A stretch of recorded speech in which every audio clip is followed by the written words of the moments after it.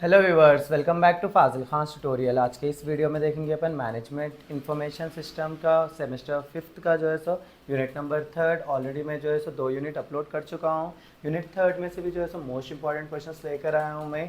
Already मैं PDF बना चुका था जो है सो मैनेजमेंट इंफॉर्मेशन सिस्टम के यूनिट थर्ड फोर्थ फिफ्थ के, लेकिन फिर मैं एक बार चेक कर रहा तो क्या दिखा मेरे को, थोड़ा टफ दिखा वो पीडीएफ। इसीलिए मैं क्या करा, रुक के जो है सो फिर से नया पीडीएफ बनाया मैं थर्ड फोर्थ फिफ्थ के लिए।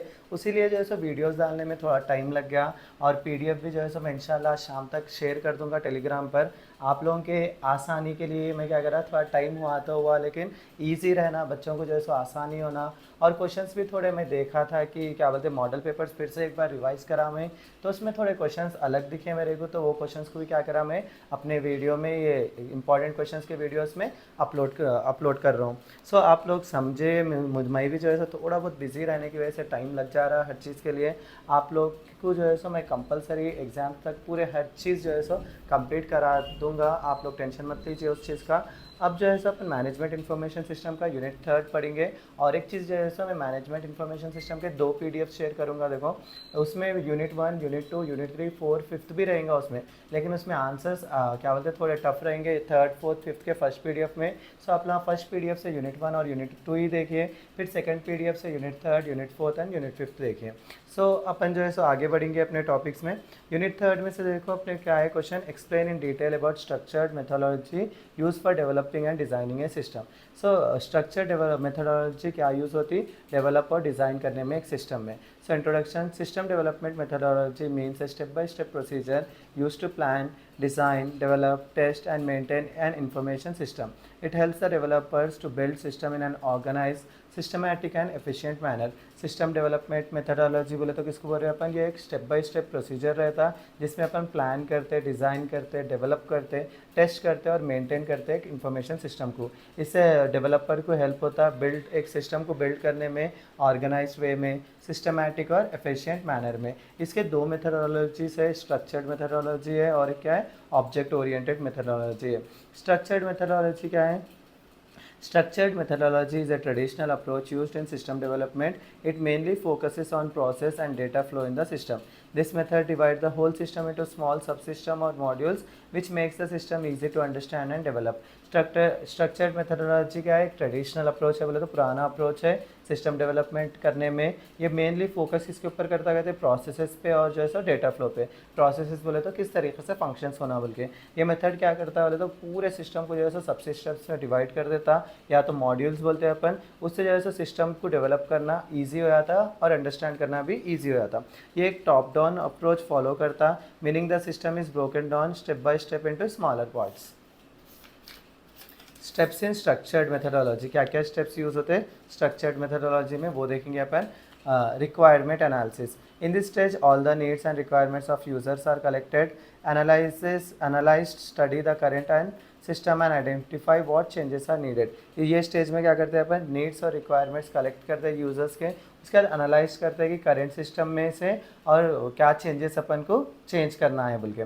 System design, the overall structure of the system is design using diagram such as data flow diagram, entity relationship diagram और स्ट्रक्चर चार्ट। ये पूरा सिस्टम को क्या करते हैं अपन, ओवरऑल स्ट्रक्चर को डिज़ाइन डायग्राम्स के थ्रू जो है अपन बनाने की कोशिश करते हैं, या तो डेटा फ्लो डायग्राम यूज़ करते हैं, एंटिटी रिलेशनशिप डायग्राम यूज़ करते हैं और जो है स्ट्रक्चर चार्ट यूज़ करते हैं अपन।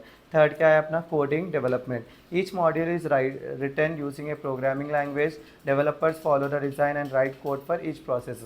हर मॉड्यूल जो है सो प्रोग्रामिंग लैंग्वेज में लिखते हैं अपन, और डेवलपर क्या करते हैं, डिज़ाइन को फॉलो करते हैं, उसके अकॉर्डिंग प्रोग्राम लिखते हैं बोल के बोले। Testing, each module and the whole system are tested to check if it is working correctly और नॉट।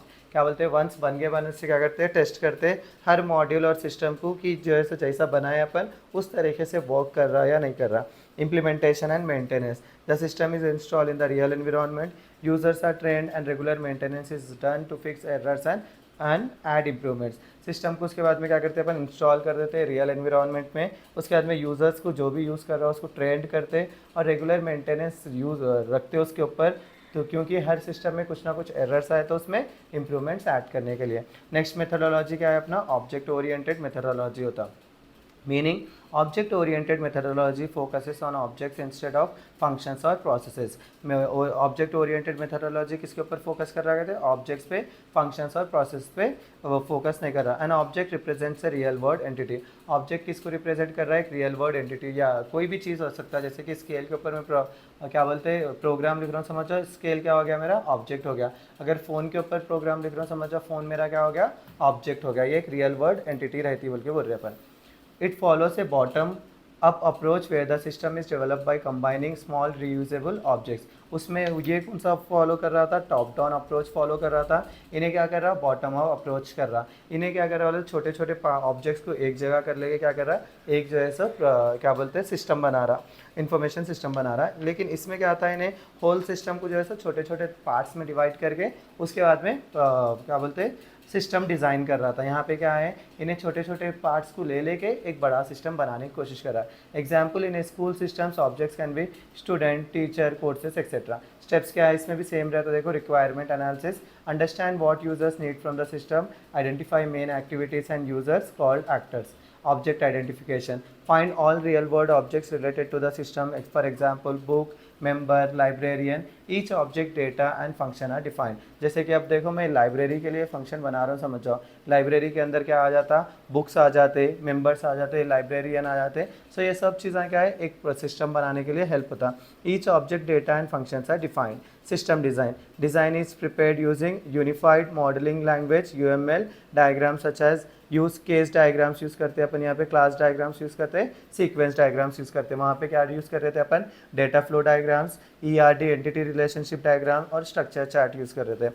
कोडिंग और implementation, each class is written in an object oriented language such as Java, C++ or Python। Inheritance, polymorphism and encapsulation features are use. देखो हर class जो है सो किस में लिखते कहते हैं अपन, ऑब्जेक्ट ओरिएंटेड लैंग्वेज में यूज़ करते हैं, जैसे कि जावा हो गया, C++ हो गया और पाइथन हो गया। उसके ही थोड़े फीचर्स है जैसे कि इनहेरिटेंस, पॉलीमॉर्फिज्म और एनकैप्सुलेशन, वो फीचर्स यूज़ करते हैं बोल के बोल रहे हैं। नेक्स्ट क्या है अपने को, testing and maintenance, each object and module are tested, after that the system is maintain and updated regularly. दोनों भी सेम है, देखो थोड़े थोड़े चेंजेस है, उतना ही आप लोग को ईजिली कवर अप कर ले सकते। ये आंसर उसके बाद में देखो ये यहाँ से जो है so most important answer start होते हैं। बच्चे पढ़ना शुरू कर रहे हैं, समझो आप लोग यहाँ से स्टार्ट करो, क्योंकि यहाँ से जो है सो आप लोग 90% केसेस में क्या रहते हैं आंसर्स इसमें से ही आते। 10% रेयर चांसेस जब मॉडल पेपर टफ आ रहा समझ जाओ तब जो है सो ये क्वेश्चन भी आने के चांसेस रहते हैं। इसीलिए मैं क्या करा, दो क्या बोलते हैं सब चीज़ मिला के ही आप लोगों को पेपर बना रहा हूँ, क्योंकि बच्चे क्या है बहुत ज़्यादा ट्रस्ट करते कि सर बोले सो आंसर्स आते, क्वेश्चंस आते एग्जामिनेशन में बोल के। सो इसीलिए क्या है मुझे हर चीज़ का ख्याल रख के ये इंपॉर्टेंट क्वेश्चंस और आंसर्स का एक्सप्लेनेशन बनाना रहता। सो ERP किसे कहते हैं, डिस्क्राइब द एवोल्यूशन और various stages of ERP development. ERP का मतलब क्या है, एंटरप्राइज रिसोर्स प्लानिंग। ये एक सॉफ्टवेयर सिस्टम होता है used by organisation to plan, manage and integrate all major business activities such as production, finance, sales, human resources and inventory। ERP helps to bring all departments together into one single system so that information can be shared easily and decisions can be made quickly। ये क्या कर रहा है बोले तो all major business activities, production, finance, sales, human resources और inventory को एक जगह कर रहा और सब जनों को डिपार्टमेंट्स को एक सिंगल सिस्टम में बना दे रहा, so that upon information easily share कर सकना और डिसीजंस भी जो है सो जल्द से जल्द ले सकना। ERP system did not develop suddenly, it has evolved step by step over several years from simple inventory system to advance enterprise wide system. क्या बोलते हैं ERP जो है सो एक ही दम सडनली और क्या बोलते हैं डेवलप नहीं हो गया, ये जो है सो evolved हुआ स्टेप बाय स्टेप, या तो सेवरल ईयर्स में सिंपल इन्वेंट्री सिस्टम से एडवांस एंटरप्राइज वाइड सिस्टम तक। So the evolution of ERP can be explain through different stages. ERP के जो है सो एवोल्यूशन डिफरेंट स्टेजेस में हुए, उसको अपन देखेंगे। Various stages of ERP development. Stage 1 क्या है, inventory management and control, 1960s में आया था ये। This was the first stage of ERP development. Business use computers only to track and control inventory. Simple programs were created to monitor stock levels, orders and deliveries. The main goal was to avoid overstocking or stock shortages. क्या बोलते हैं, inventory management and control बोल के 1960s में आया था। ये जो है सो फर्स्ट स्टेज था ईआरपी डेवलपमेंट का। यहाँ पे बिजनेस वाले क्या यूज़ करते थे, कंप्यूटर्स यूज़ करते थे ट्रैक और कंट्रोल करने इन्वेंट्री। और ये इसमें जो है सो सिंपल प्रोग्राम्स लिखे हुए थे जो क्रिएट करे थे अपन मॉनिटर स्टॉक लेवल्स के वास्ते, ऑर्डर्स के वास्ते और डिलीवरीज के वास्ते। इसका मेन गोल था कि अवॉइड ओवर स्टॉकिंग अवॉइड करना और स्टॉक शॉर्टेजेस को बचाना। Example inventory control systems in manufacturing firms. उसके बाद में क्या है, मटेरियल रिक्वायरमेंट प्लानिंग एमआरपी आया 1970s में। In the 1970s system became more advance with the introduction of MRP. 1970s में जैसे सिस्टम्स और भी एडवांस हो गए, जिससे किसका इंट्रोडक्शन हुआ तो एमआरपी का। MRP help in production planning and scheduling. MRP किस में हेल्प कर रहा था, प्रोडक्शन प्लानिंग और शेड्यूलिंग में हेल्प कर रहा था। It calculated how much raw material was needed and when it should be purchased to meet production needs। ये क्या बोलते कैलकुलेट कर रहा था कि how much raw material need होने का है और कब अपन खरीदने का रहता जो अपने प्रोडक्शन नीड्स को क्या बोलते हैं मीट हुए जैसा। This help companies reduce wastage and improve production efficiency. ये हेल्प करा कंपनीज को जो है सो रिड्यूस वेस्टेज से और जो है सो प्रोडक्शन एफिशिएंसी बढ़ाया। नेक्स्ट क्या आया अपना, MRP 2 आया, मैन्युफैक्चरिंग रिसोर्स प्लानिंग 2 आया अपने को यहाँ पे। So in the 1980s MRP improve further and became MRP 2। क्या बोलते हैं 1980s में जो है सो MRP और भी इम्प्रूव हुआ और वो क्या बन गया, MRP 2 बन गया। MRP 2 बोले तो मैन्युफैक्चर्ड रिसोर्स प्लानिंग, वो क्या था मटेरियल रिक्वायरमेंट प्लानिंग था, ये क्या हो गया मैन्युफैक्चर्ड रिसोर्स प्लानिंग हो गया ये। इसमें क्या करें अपन, MRP 2 not only handled materials but also included other resources like labor, machines and financial planning. It integrated various departments such as production, purchasing, inventory and accounting. MRP 2 was the first system that used a central database. MRP 2 जो है so just handle materials को नहीं कर रहा था, इसके अंदर क्या इंक्लूड हो गया था, अदर रिसोर्सेज जैसे कि लेबर्स हो गए, मशीन्स हो गए, फाइनेंशियल प्लानिंग के लिए भी इन्हें हेल्प कर रहा था। इन्हें कई सारे वेरियस डिपार्टमेंट्स को जो है सो एक जगह करा, प्रोडक्शन को, परचेज को, इन्वेंट्री को और अकाउंटिंग को। ये एक फर्स्ट सिस्टम था जो है सो सेंट्रल डेटाबेस यूज़ कर रहा था। उसके बाद क्या आया अपना ERP आया। ERP कब आया, 1990s में आया। In the 1990s MRP 2 evolved into ERP। MRP 2 क्या बन गया, ERP बन गया। ERP included all business areas, finance, marketing, sales, HR, manufacturing, supply chain etcetera. इसके अंदर जो है सो हर बिजनेस एरियाज़ को कवर हो गया। इन्हें फाइनेंस आ गया, मार्केटिंग आ गया, सेल्स आ गया, HR आ गया, मैन्युफैक्चरिंग आ गया, सप्लाई चेन आ गया, हर चीज़ आ गया इसके अंदर। All department shared information through a common database. Her department जो है सो एक ही ERP से इन्फॉर्मेशन शेयर कर लेते थे। It help management in real time decision making and improve coordination among departments. ये हेल्प करा मैनेजमेंट को कि रियल टाइम डिसीजन मेकिंग लेने में और कोऑर्डिनेशन अलग अलग डिपार्टमेंट्स में एक साथ लाया। उसके बाद में लास्ट स्टेज है, देखो आप लोगों के बुक्स में जो है सो यहाँ तक ही 6 आंसर, लेकिन मैं क्या है अपने बच्चे पढ़ते वक्त में पढ़ते इन लोगों को थोड़ा और एक्स्ट्रा नॉलेज दे दिया तो बच्चों को हेल्प हो जाती बोल के मैं ये टॉपिक भी ले लिया।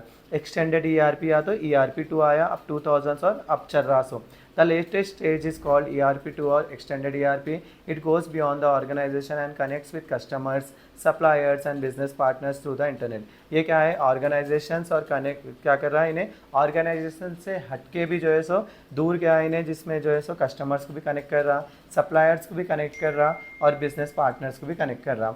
It includes modules like customer relationship management, supply chain management, e-commerce and business intelligence. इसमें क्या क्या आ गए मॉड्यूल्स, जैसे कस्टमर रिलेशनशिप मैनेजमेंट आ गया, सप्लाई चेन मैनेजमेंट आ गया, ई-कॉमर्स आ गया और बिजनेस इंटेलिजेंस आ गया। Cloud based ERP systems are now common which can be access from anywhere. आजकल क्या चल रहे हैं, क्लाउड बेस्ड ERP सिस्टम चल रहे हैं जो है सो किधर से भी अपन एक्सेस कर सकते हैं।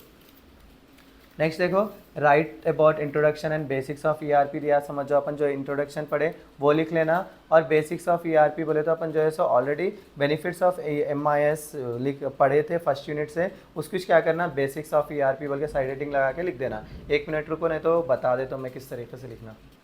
देखो यहाँ पे क्या करना अपना MIS है ना, यहाँ पे ERP को ऑलरेडी अपन साइड हेडिंग्स पढ़े सर। यहाँ पे ERP बोल के है ना, ERP के बारे में डेफिनेशन है, वही क्या करना अपना इंट्रोडक्शन बोल के ERP लिख देना। उसके बाद में क्या करना बोले तो उन्हें बेसिक्स पूछ रहा ना, बेसिक्स के अंदर क्या करो अपना ये किसके किसके लिए हेल्प करता, लाइक क्या बोलते हैं सपोर्ट फॉर डिसीजन मेकिंग, ये लिख लेना अपना। MIS है ना, यहाँ पे MIS को हटा दे के यहाँ पे क्या कर लो अपना ERP बोल के लगा दो, हो जाता, आंसर कंप्लीट होता। सब में वही चीज़ करो। इम्प्रूव एफिशिएंसी करता, बेटर प्लानिंग एंड कंट्रोल करता, कॉम्पिटेटिव एडवांटेज देता है इन्हें, और क्या बोलते हैं सिस्टम डिज़ाइन और डेवलपमेंट में हेल्प करता अपने को, सिक्योरिटी मेंटेनेंस करता, बोल के कई सारे अपने क्या है साइड हेडिंग्स है, देखो वही यूज़ कर ले सकते हैं अपना। कॉस्ट कंट्रोल करता है इन्हें, आइडेंटिफाई वीकनेस करता है, इंप्रूव डिसीजन क्वालिटी करता, सपोर्ट्स फ्यूचर प्लानिंग भी बोल के लिख लिए, समझ जाओ आप लोगों को वो आंसर भी कंप्लीट आता है, ये वाला आंसर आप लोगों का बेसिक्स ऑफ ERP। और जो है so write about benefits and challenges of ERP बनाना, सेम इंट्रोडक्शन ERP का लिखना अपन यहाँ पे, और जो है सो बेनिफिट्स जो अभी बताया मैं MIS के, वही सेम रिप्लेस कर देना MIS की जगह पे ERP लिख के। उसके बाद देखो चैलेंजेस है अपने, चैलेंजेस क्या आते हैं ERP में उसके बारे में लिखने का रहता है अपने को। While ERP gives many advantages, it also has some challenges and difficulties. High cost रहता, ERP software and its implementation are very costly specially for small businesses. देखो अगर आप लोगों को चैलेंजेस ऑफ MIS आया, समझ जाओ MIS के भी यही लिख सकते हैं आप लोग, फर्स्ट यूनिट से आया तो ERP का वर्ड हटाना, MIS लिख देना। कॉम्प्लेक्स इम्प्लीमेंटेशन, क्योंकि ज़्यादा आंसर्स अपने बच्चे पढ़ते नहीं, मुझे फॉलो कर रहे वाले, उन लोगों के लिए ये टॉपिक ईजी रहता है, क्योंकि सेम चीज़ है, आप लोग वहाँ पढ़े तो सेम चीज़ रहती, खाली यहाँ पे क्या रहता है ERP को MIS हट जाता।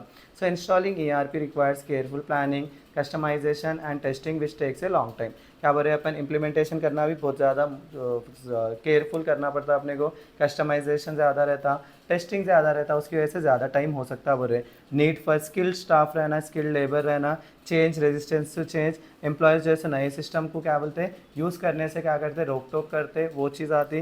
Data migration issues, transferring old data into the new ERP system can be difficult and time consuming.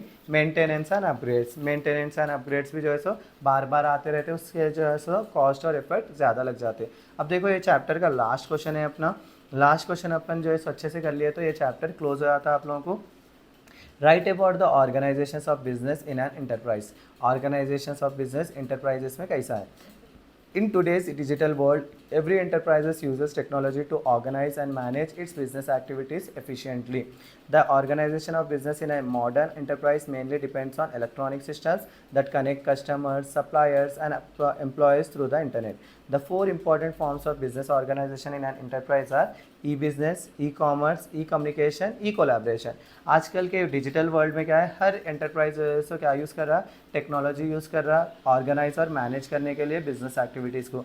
The organisation of business modern enterprises mainly depend किसके ऊपर रह रहा, इलेक्ट्रॉनिक सिस्टम्स पे रह रहा, जो कनेक्ट करते कस्टमर्स को, सप्लायर्स को, एम्प्लॉयज़ को इंटरनेट से। इसके 4 फॉर्म्स होते, इंपॉर्टेंट फॉर्म्स होते बिजनेस ऑर्गेनाइजेशन के। एक इंटरप्राइजेस में ई बिजनेस हो गया, ई कॉमर्स हो गया, ई कम्युनिकेशन हो गया, और एक क्या है ई कोलैबोरेशन हो गया। ई बिजनेस बोले तो e-business refers to the process of carrying out all business activities through electronic means using the internet. It includes not only buying and selling but also handling production, marketing, finance, and human resource activities online. Through e-business, an enterprise can plan, manage, and control its operation efficiently. As all departments are connected through digital systems, it provides a complete online business environment for both internal and external activities. E-business किसको बोल रहे हैं अपन, हर business activities अपन किससे use कर रहे हैं, electronic से use कर रहे हैं। इलेक्ट्रॉनिक का मतलब इंटरनेट से यूज़ कर रहे हैं। इसके अंदर जस्ट बाइंग एंड सेलिंग नहीं है, बट ऑल्सो क्या है, हैंडलिंग, प्रोडक्शन कर रहे हैं अपन, मार्केटिंग कर रहे हैं, फाइनेंस कर रहे हैं, और human resource activities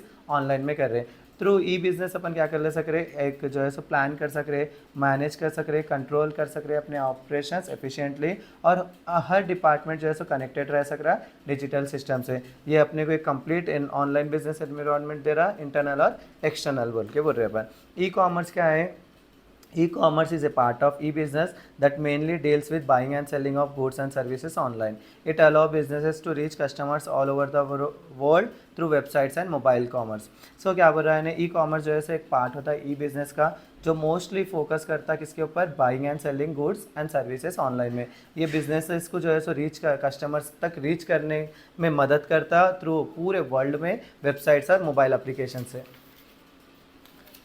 The entire process of ordering, payment, and delivery is done electronically.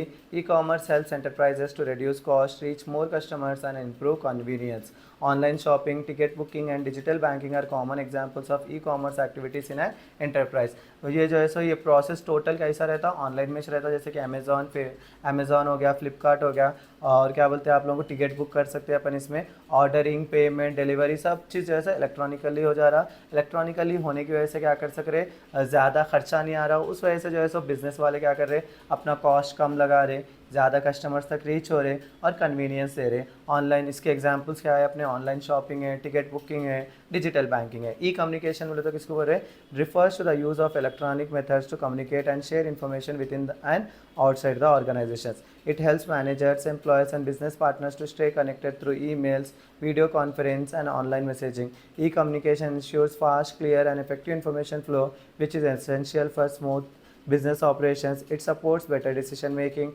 and coordination among departments of an enterprises. Communication बोले तो किसको बोल रहे, ई कम्युनिकेशन, इलेक्ट्रॉनिक मेथड्स यूज़ करके अपन क्या कर रहे, कम्युनिकेट कर रहे, इन्फॉर्मेशन शेयर कर रहे विद इन और आउटसाइड द ऑर्गेनाइजेशंस। इसकी वजह से मैनेजर्स, एम्प्लॉयज़ और बिजनेस पार्टनर्स को जो क्या हो रहा, कनेक्ट रह सक रहे वो लोग ईमेल्स के थ्रू, वीडियो कॉन्फ्रेंस के थ्रू या तो ऑनलाइन मैसेजेस के थ्रू। ई कम्युनिकेशन की वजह से क्या हो जा रहा, फास्ट, क्लियर और इफेक्टिव इन्फॉर्मेशन पहुंच जा रहा, जो है सो एसेंशियल है स्मूथ बिजनेस ऑपरेशंस के लिए। ये सपोर्ट करता है अपने को बेटर डिसीजन मेकिंग में, coordination among departments of an enterprises. E collaboration का मतलब क्या है, working together electronically using internet based tools.